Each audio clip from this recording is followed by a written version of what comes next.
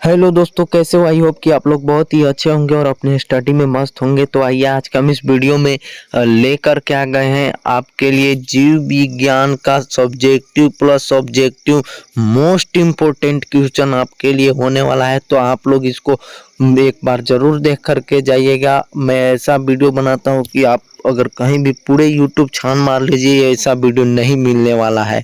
तो आइए इस वीडियो को स्टार्ट करते हैं। तो वीडियो को स्टार्ट करने से पहले अगर हमारे चैनल पर नए होंगे तो चैनल को सब्सक्राइब कर लीजिएगा। चलिए दिखाते हैं आपका जो पहला सवाल पूछा गया है वो क्या पूछा गया है। यहाँ पे देख सकते हैं मैक्सिमम मार्क्स जो है 70 मार्क्स का है और 20 क्वेश्चन है यहाँ पे। और टोटल प्रिंटेड पेजेज मतलब पेजेज जो इसमें दिए हैं वो 7 पेज हैं और टाइम जो है वो 3 घंटा है। यहाँ पे देख सकते हैं हायर सेकेंडरी परीक्षा 2024 केवल अभ्यास हेतु नमूना प्रश्न पत्र, यह केवल अभ्यास के लिए बनाया गया है। तो आप लोग इसको जरूर से जरूर कर लीजिएगा ताकि आप जो है अपने परीक्षा में आसानी से सवाल को बना पाए। तो चलिए दिखाते हैं आपका जो पहला सवाल क्या पूछा गया है। यहाँ पे देख सकते हैं पहले 5 ऑब्जेक्टिव आपका दिया गया है यहाँ पे सवाल। तो चलिए दिखाते हैं। तो यहाँ पे जो पहला सवाल आपसे पूछा गया है वो पूछा गया है हाइड्रिला में किस प्रकार का परागण होता है। तो हाइड्रिला में जो परागण होता है वो होता है जल परागण, यानी बोला जा सकता है option number D is the correct answer आपका चला जाएगा। इसी प्रकार से देखा जाए तो यहाँ पे 2 नंबर सवाल क्या पूछा है, 2 नंबर सवाल पूछा है सत्य फल का परिवर्धन होता है। तो जो सत्य फल का परिवर्धन होता है वो होता है अंडाशय में, यानी आपका बोला जा सकता है option number C is the correct आपका आंसर चला जाएगा। इसी प्रकार से देखा जाए बच्चों तो यहाँ पे 3 नंबर का सवाल पूछा गया है निम्नलिखित में से विषम युग्मनजी एलील हैं तो वह किसके लिए। तो आपका ऑप्शन नंबर सी चला जाएगा, यानी कैपिटल टी और स्मॉल टी के लिए हैं। सी इज द करेक्ट आंसर आपका चला जाएगा। इसी प्रकार से यहाँ पे देखा जाए बच्चों तो 4 नंबर सवाल हमसे पूछा है रुधिर में होने वाला कैंसर, रुधिर में होने वाला कैंसर का नाम बताइए। तो रुधिर में होने वाला कैंसर क्या है, तो है ल्यूकेमिया, यानी बोला जा सकता है आपका ऑप्शन नंबर बी चला जाएगा। B is the correct answer आपका चला जाएगा। इसी प्रकार से देखा जाए यहाँ पे 5 नंबर सवाल क्या पूछा है, 5 नंबर सवाल पूछा है प्रकृति अनुवांशिक अभियंता यह अभियंता है तो है आपको ऑप्शन नंबर ए एग्रोबैक्टीरियम ट्यूमिफेंसियंस, यानी बोला जा सकता है इज द करेक्ट आंसर आपका चला जाएगा। इसी प्रकार से यहाँ पे देखा जाए तो 6 नंबर सवाल हमसे पूछा है किसी समुदाय में ज्यादा संख्या का आकार में स्थित समष्टि को उस समुदाय को क्या कहते हैं। तो उस समुदाय को जो कहते हैं वो कहते हैं आपका ऑप्शन नंबर जो डी है वो बिल्कुल राइट आंसर है। डी इज द सॉरी रुकिएगा थोड़ा सा यहाँ पे देख लें, हम कंफर्म नहीं है। तो इसका जो राइट आंसर चला जाएगा ऑप्शन नंबर बी चला जाएगा। B is the correct answer, यानी प्रभावी जाति। इसी प्रकार से यहाँ पे देखा जाए तो अब देखिए आ गया है,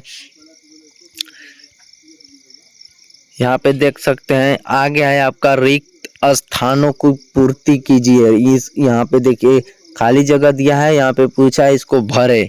तो चलिए हम भर करके दिखाते हैं। तो जो आपका पहला सवाल पूछा है इसमें वो पूछा है 100 द्वितीयक शुक्राणु कोशिकाओं से शुक्राणु बनेंगे, कितने शुक्राणु बनेंगे। तो वो बनेंगे 200 शुक्राणु बनेंगे, क्योंकि जो यहाँ पे द्वितीयक पूछा है ना, तो जो द्वितीयक से एक द्वितीयक अगर होगा तो वहाँ पे 2 बन जाएगा, 2 शुक्राणु बनेगा। सॉरी रुकिए, एक द्वितीयक जो होगा वहाँ से एक द्वितीयक कितने शुक्राणु बनाएंगे, तो 2 शुक्राणु बनाएंगे। तो इसी हिसाब से आप मिला लीजिए 200 शुक्राणु बनेंगे।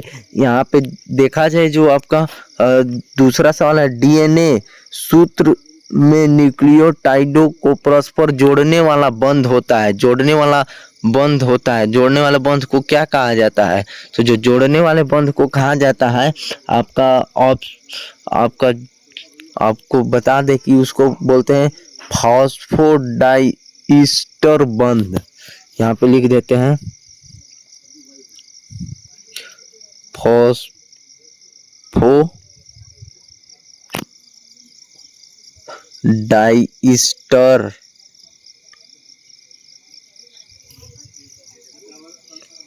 बंध बोला जाता है।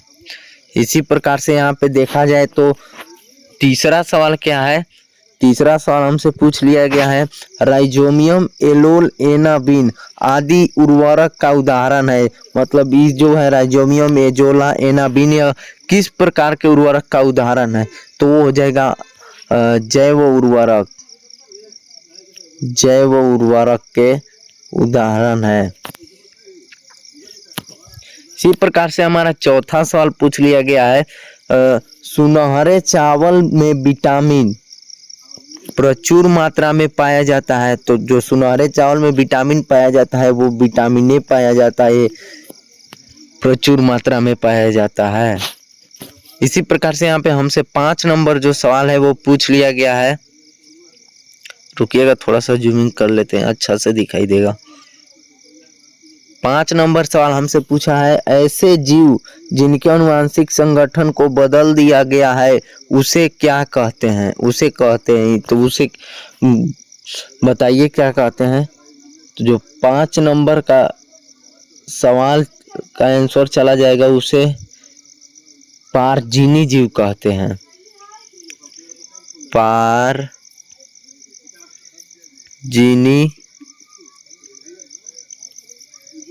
जीव कहा जाता है, पारजीवी जीव कहा जाता है। इसी प्रकार से अगर यहाँ पे देखा जाए तो इसका एक और नाम होता है, इसको इंग्लिश में बोला जाता है ट्रांसजेनिक जीव, ट्रांसजेनिक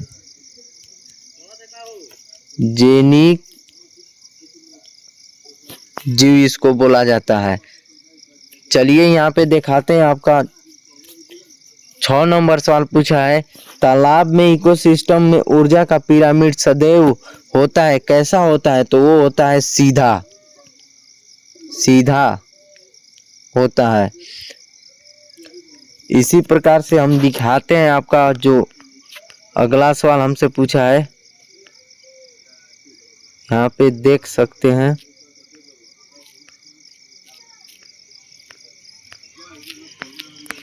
रुकिएगा थोड़ा,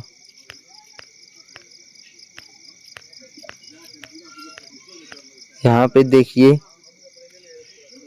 पूछा है सही जोड़ियां बनाइए। यहाँ पे दे दिया है, इसको जो है मिलान करना है कि आपका कौन कौन सा किसमें मौका मिल जाएगा। तो चलिए हम दिखाते हैं मिला करके। तो जो ध्रुवीय काय होता है वो होता है अंड जनन, यहाँ पे चला जाएगा आरंभन कोडेन, ये चला जाएगा आपका यहाँ पे AUG ये होता है, और यहाँ पे एलर्जी आपका चला जाएगा यहाँ, और जो क्लोनिंग संवाहक है वो आपका चला जाएगा ऑप्शन नंबर बी में, और जो परजीविता होता है वो आपका चला जाएगा ई में। यही देखिए आपका करेक्ट आंसर है। तो चलिए इस वीडियो को जो बच्चे अभी तक लाइक नहीं किए होंगे तो इस वीडियो को लाइक कर दीजिए, चैनल पे नए बने होंगे तो इस चैनल को सब्सक्राइब कर दीजिएगा, ताकि मैं इस प्रकार का वीडियो लेकर आपके बीच जब भी आऊँ तो मेरा वीडियो आप तक पहुँचता रहे। तब तक के लिए जय हिंद, जय भारत। वीडियो को देखने के लिए धन्यवाद। हम उम्मीद करते हैं कि आपको ये आंसर समझ में आ गया होगा। जय हिंद।